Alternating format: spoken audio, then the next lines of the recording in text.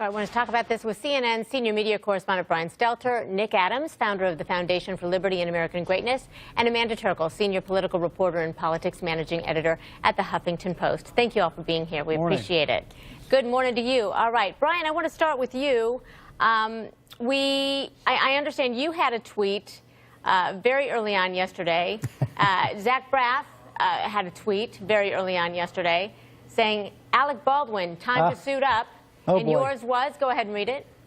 This was emails from viewers. I had actually a number of emails from viewers saying, Alec Baldwin, you need to come impersonate Trump at the White House Correspondents' Dinner. You know, every year, Christy, there's entertainers, whether it's Larry Wilmore last year, Seth Meyers previous year. There's always a comedian that comes and performs at the Correspondents' Dinner. And no one had been booked this year yet. I think there's some liberal-leaning comedians who didn't want to show up if Trump was there. So the question is, who's going to show up now? And I don't think it's going to be Alec Baldwin. I think it might not be a good thing if it was Alec Baldwin. I think a room of journalists laughing at a person mocking the president might not be a good look at the end of April, but we'll see which comedian does sign up now. Yeah, it's too disrespectful. So, Amanda, when we look at how to fill that void, where do you move forward? Because it's the White House Correspondents' Dinner. It's about the correspondents. It's about raising money for, you know, other journalists who want to get into the game. But we have always had the president there. His presence has always been a highlight of it. Right. I mean, I think a lot of people honestly forget that it's actually a dinner to raise money for up-and-coming journalists because of the focus on the president and the celebrities and the comedians. And so it will be interesting to see, you know, which comedian is chosen. And if more media outlets now want to go to the dinner, you had a lot of media outlets that said we're simply not going to go because we don't like the that President Trump has treated the media. And quite honestly, I don't think Trump wanted to go. In 2011, the last time he went, President Obama eviscerated him, brutally making fun of him for further conspiracies. In fact, we have some of that. We have some of that, Amanda. Let's play some of that real quick here. Again. All kidding aside, obviously we all know about your credentials and breadth of experience.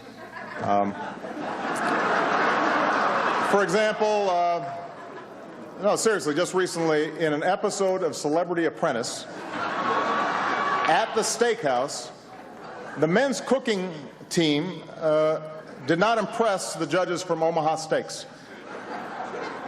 And there was a lot of blame to go around, but you, Mr. Trump, recognized that the real problem was a lack of leadership.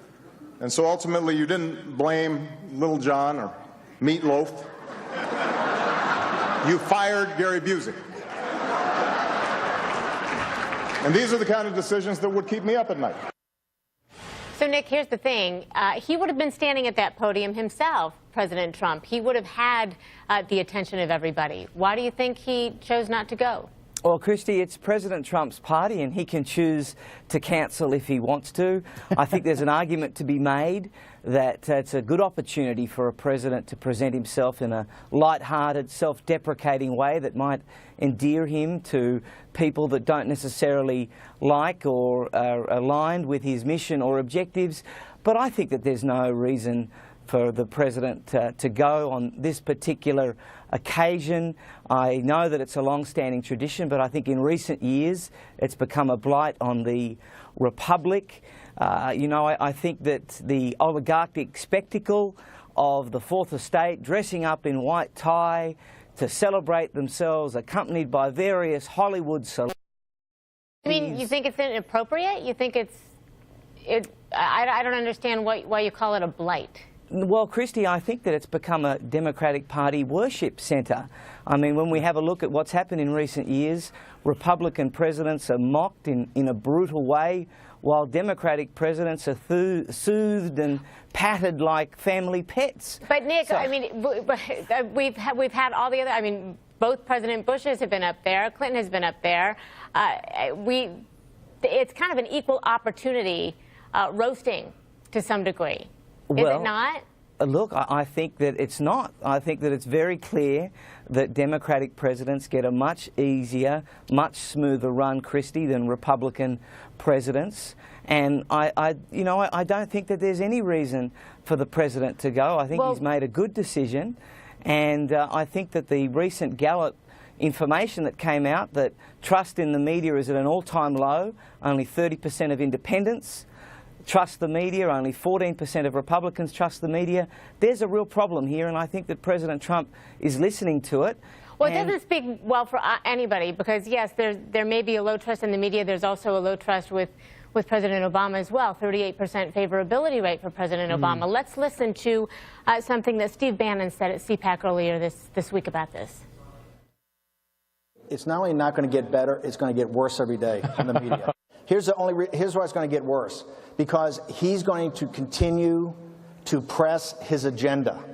And as economic conditions get better, as more jobs get better, they're going to continue to fight. If you think they're going to give you your country back without a fight, you are sadly mistaken. Nick, what did he mean by that? Well, Christy, look, I think it's very clear that President Trump has an agenda that many journalists in this country don't like. It's no secret that journalists are far more liberal than the rest of the United States. I don't think it would surprise anyone to know that the Media Research Centre discovered that if only journalists could vote, we would only get Democratic presidents. So I think that there's a gulf between journalists and middle America. I don't know that you can generalize all journalists as being liberal. Amanda, do you want to take that one? I mean, the agenda that Trump of the media that Trump doesn't like is presenting the facts, whether or not they make Donald Trump look very good. I mean, yes, trust in the media is low, as it is with Donald Trump. But then you have the president out there saying that the media is the enemy of the American people. You have him declaring things to be fake news if he doesn't like them, going after them for using anonymous sources, even though Donald Trump himself for many years loved talking to the media off the record and would actually make up fake names and talk to the media when he was being himself, but would pretend to be someone else. And so you have Donald Trump deciding that the media is a good scapegoat and going after them, whether it's fair or not. Yeah, the president needs an opponent, and right now the opponent's the media, because the media actually is pretty strong. People are tuning in and watching and reading in record numbers right now because they want to know if what the president is saying is true or not. So, you know, I understand why he's skipping the dinner after both Bushes and Reagan and all those Republican presidents in the past did show up. I understand why he wants to be anti-establishment and break with tradition, because he wants to break with lots of traditions. But this event was about celebrating, it is and it will be about celebrating journalism and actually celebrating the institution of the president. It's bigger than any one man, and it is a missed opportunity, I think. And giving scholarships, we should point out again as well. Nick, Brian, Amanda, appreciate all of you being here. Always appreciate your voices. Thank you.